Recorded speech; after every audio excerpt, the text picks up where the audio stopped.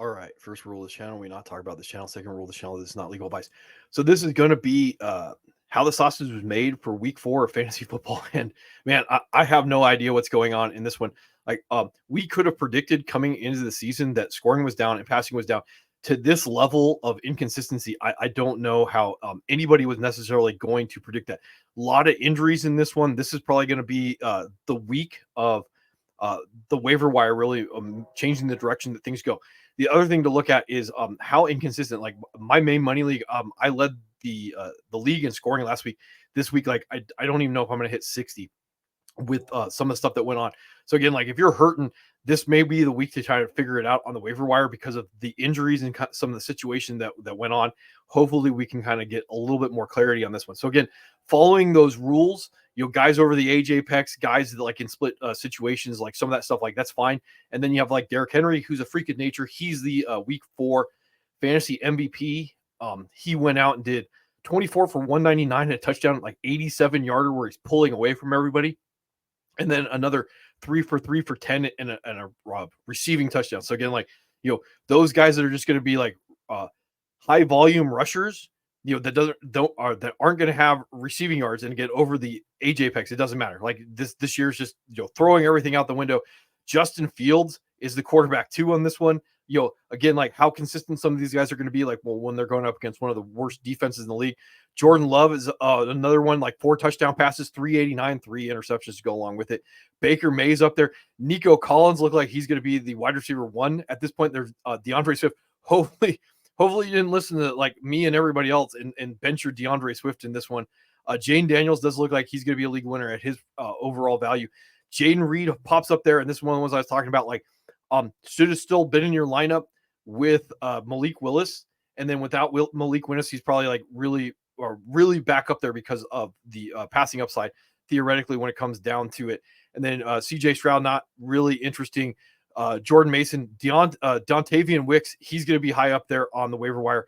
Talk a little bit about Chase Brown, Sam Darnold, Jordan Addison. Like hopefully you rolled him out, receiving touchdown, rushing touchdown.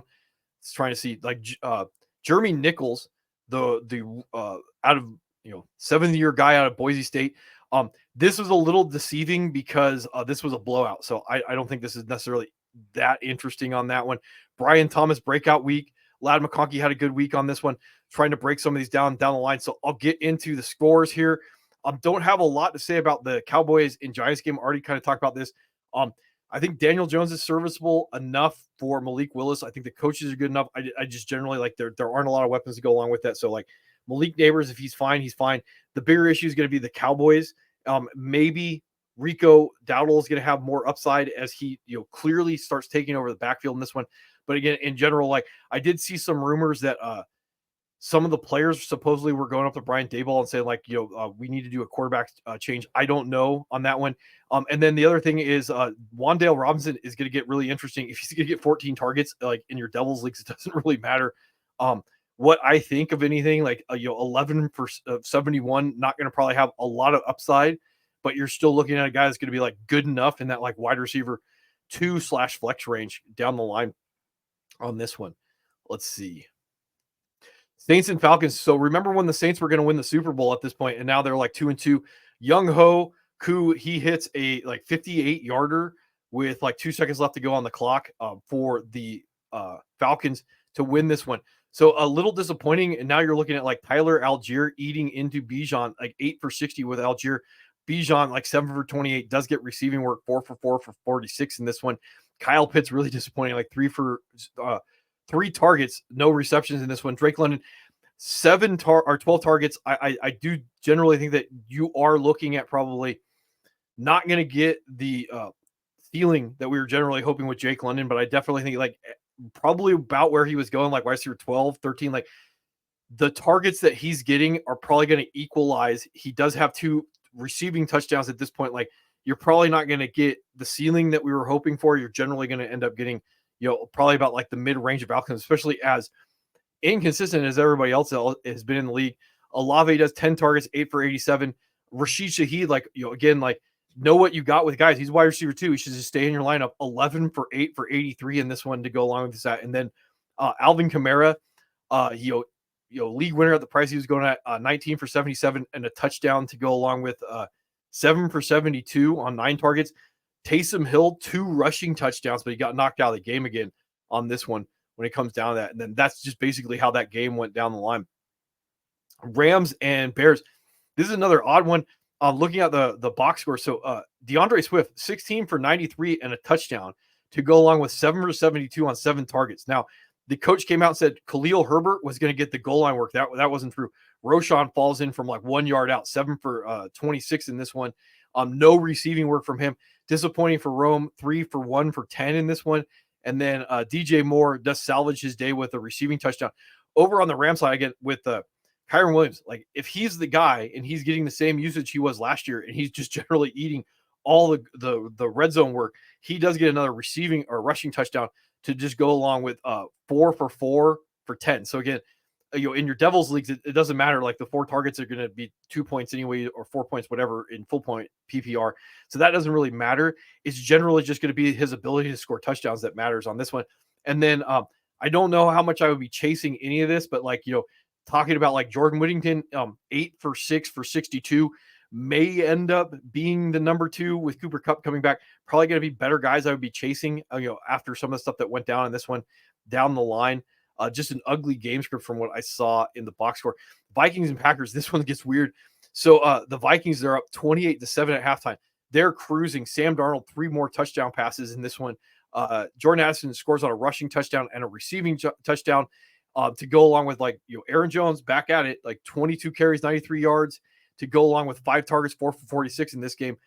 Jordan Love, those 3 interceptions, they come back, almost had a chance to score or take the lead in this game. They score 22 fourth quarter points. Now, it may look like it's a split backfield for the Packers. I'm waiting to see snapshot on this one between Josh Jacobs, 9 for 51, and then Emmanuel Wilson, 8 for 27 in this game.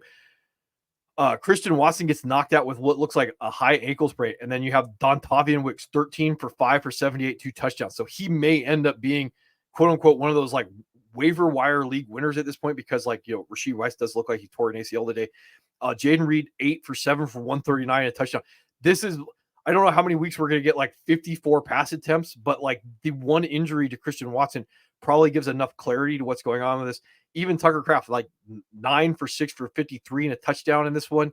Yeah, we might have a pretty good indication of who we can roll out there just because of that one injury down the line. Steelers and Colts. So Anthony Richardson gets knocked out with a hip. It looks like Joe Flacco is just going to cruise. And then you look at it Justin Fields makes this a game late. He scores 2 rushing touchdowns, 1 passing touchdown in this one. And then George Pickens, 7 for 113 on 11 targets.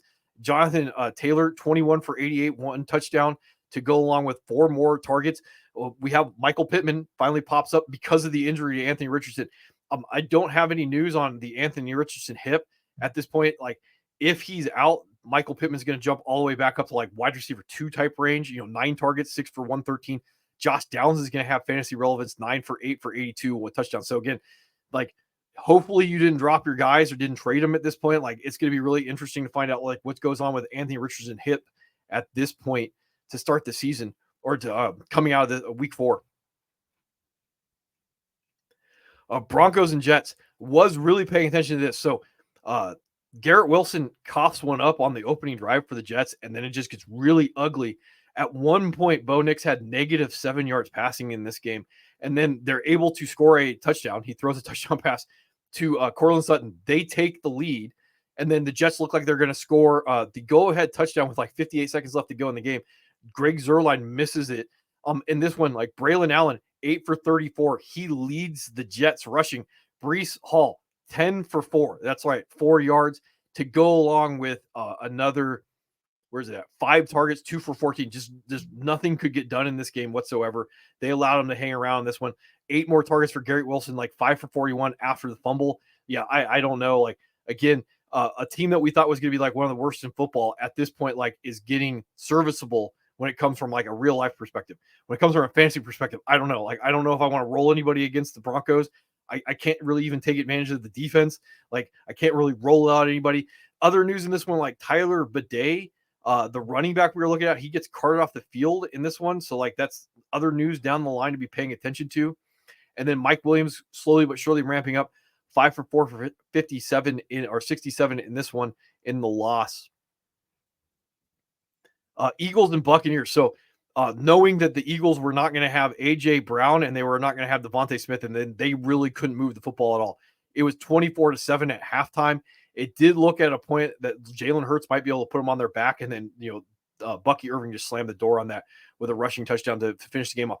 Baker May, 347, 2 touchdowns. Mike Evans, 14 targets, 8 for 94 and a touchdown.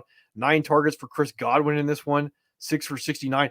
Saquon, 40-degree day in a bad script, 10 for 84 on the ground to go along with 4 for 2 for 32 in this one. And then Dallas Goedert, like, without anybody else to draw coverage from him, 8 for 7 for 62. Like, ugly game overall.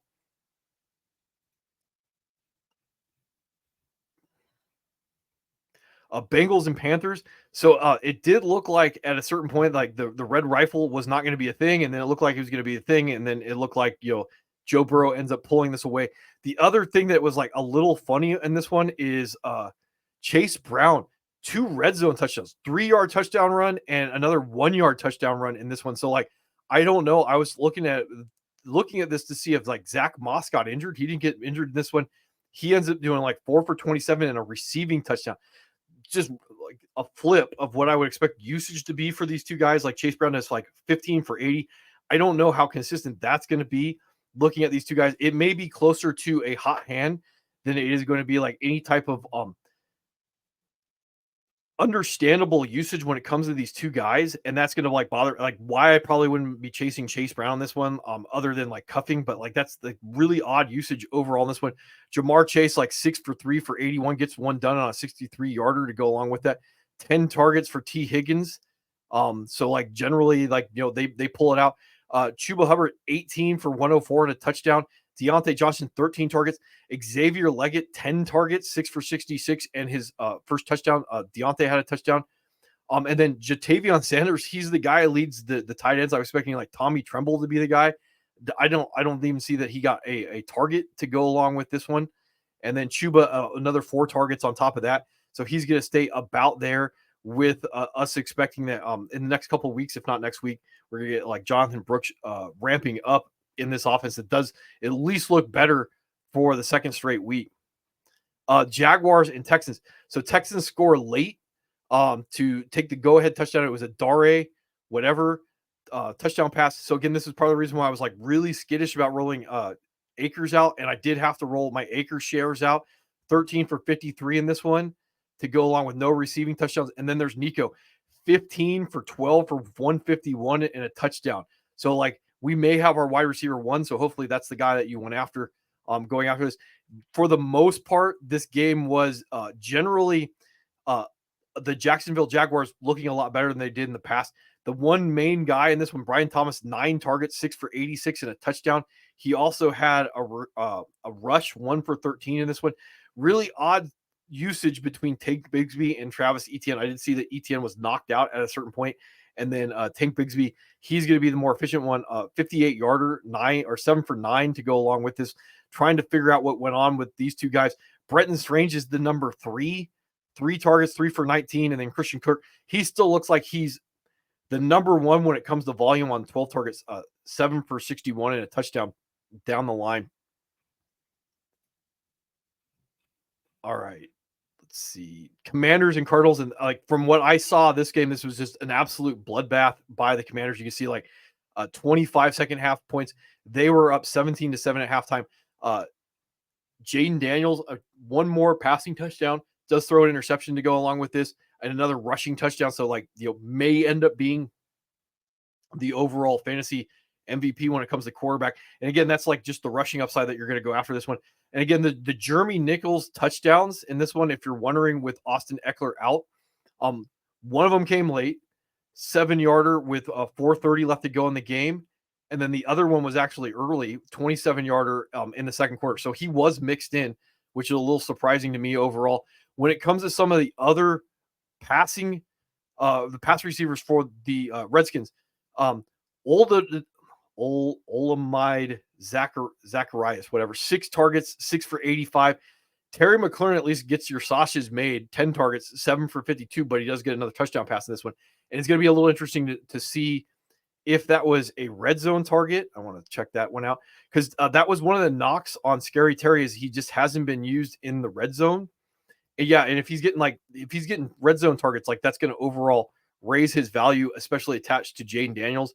So if you're into that type of thing, Brian Robinson Jr. 21 carries, 101. He does get a rushing touchdown. Without Austin Ekeler, 3 for 12 for 3. So like didn't get the full boat, but got enough of it. It looks like for what you're probably paying on him in general. Luke McCaffrey does have 1 target. Zach Ertz 3 for 22 in this one. I was expecting that maybe we get a little bit more out of Noah Brown. That didn't happen. Marvin Harrison scores early, 1 touchdown pass. James Conner 18 for 104 and a touchdown. So again, like volume-based RB2s. Trey Benson 9 for 50. I'm gonna imagine some of that was probably in garbage time to go along with this one. And then Michael Wilson, like the targets, like 7, 3 for 38. Does disappoint you? Great. Greg Dortch, 4 for 38. And this one, like the tight ends, really not a factor with Trey McBride being out and then playing from behind for most of the game. Let's see. Patriots 49ers. I don't know much about this one other than the 49ers. Does look like that they were just able to win this one rather easily. Trying to see like Ramondre 13 for 43. Antonio Gibson leads everybody 3 for 67. They got to get ready for the Drake May flop at this point. There's Jalen Polk 3 for 30. Over from the San Francisco side, like Brock Purdy throws a touchdown pass and interception, goes to George Kittle. I did see that one. Hopefully you stayed with Jawan Jennings, 3 for 88 in this one. I don't know anybody else like Jordan Mason doing Jordan Mason things, 24 for 123 and a touchdown. Isaac Garriendo, the idea that we might end up getting a split backfield like that goes away real quick, like only 1 carry in this one. And I don't even see a target. So like, again, like San Francisco bounces back after last week. And then Browns and Raiders are able to pull off the victory. And this is not totally surprising considering Deshaun Watson is the starting quarterback. I don't have a lot to say on this one. Didn't really watch any of this. I was mostly looking at like Zamir White, what his usage was going to be. 17 for 50. That's not good. Like Alexander Madison, 5 for 60. He stays efficient. And again, like Gardner Minshew in what looks like this game script with like a bad Cleveland team. You're looking at Deshaun Watson, another fumble and another interception to go along with it. Not good. Obviously, where's Trey Tucker, 5 for 41 on 6 targets. Jacoby Myers, like the 10 targets. I mean, those are predictable with Devontae Adams and then Michael Mayer being out. Like, that's a little surprising that Brock Bowers only had like the 3 targets to go along with this. But in general, it does look like, ugly game between 2 not good teams. And then I think this is the final 2 games of the night are the Chargers and the Chiefs. So I did see this because I did roll out my Carson Steele shares. 2 for 6. He coughs it up on the opening drive and then he's done. Like I don't think he came back in the game the rest of the way. He had 1 target, 1 reception for 0 yards in this one. So I don't know how much he was actually using the game. Saw a lot of Kareem Hunt. Saw a lot of Samaje Perine. Samaje Perine punches it in from I think the 1 yard line. 2 yard line later in the game to put this one away for the Chiefs. Another not good week for Patrick Mahomes. Throws an interception, and then it looks like he blew out Rashee Rice's knee. And again, like I had Carson Steele and Rashee Rice in my main money league. So that's something to be monitoring going forward. I don't know in general who would be the guy that would be the beneficiary of that injury. If we're into that type of thing, like Sky Moore, maybe Justin Watson. Xavier Worthy, 4 targets in this one. So Travis Kelce, like he finally gives you what you paid for. 9 for 7 for 89. When it comes to Chargers, like they jumped out to a 10-point lead in this game off of like those 2 turnovers, the interception and the fumble. Justin Herbert finds Ladd McConkey 7 for 5 for 67 and a touchdown in this one in general. And then nothing after that, like just held in check, which is generally what I thought like was going to be the game script, except I thought the Chiefs were going to definitely pull away on this one overall, looking at it. And then finally the Sunday night game, which I was surprised when I looked at this one at a certain point, 35-10 when it comes to the Ravens. Derrick Henry just breaks out an 85-yarder to start this game off. and then they scored 2 more touchdowns in the first half. You're looking at Justice Hill from 19 yards and Derrick Henry, 5-yard pass, and the game's basically over at that point. Trying to kind of guess what the overall, like, again, another team that we thought were going to be in the Super Bowl, and then they're able to are not able to sustain what they were doing. Let's see, James Cook with 1 target. So again, James Cook again didn't get used in the passing game to offset that. Khalil Shakur 5 for 4 for 62, 4 for 3 for 51 for Dalton for Keon Coleman. 7 targets for Dalton Kincaid in this one, 5 for 47. But again, like, that's not going to do it for you. Justice Hill 6 for 6 for 78 and a touchdown. So again, like, probably going to keep him in like really ugly RB2 range. Not much to say. Mark Henry, 1 targets, no interception. Like, they don't care about your fantasy line. I don't know, outside of like Derrick Henry, maybe Lamar Jackson. Like, those are the 2 guys you're going to be rolling out there. Justice Hill. The rest of the pass receivers aren't going to matter at this point. So anyway, it's late. I had other stuff I had to do tonight.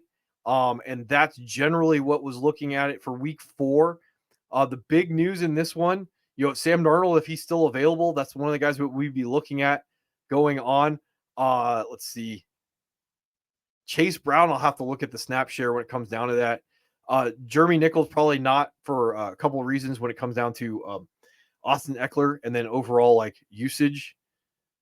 Let's see, wide receivers like Dontavian Wicks is going to be at the top of a lot of lists because of the Christian Watson injury that we can expect. Brian Thomas Jr., if he's available, could be, like, again, it was going to take a while. That may be happening now.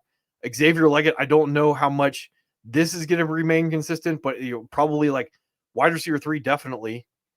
Ladd McConkey is going to be up there.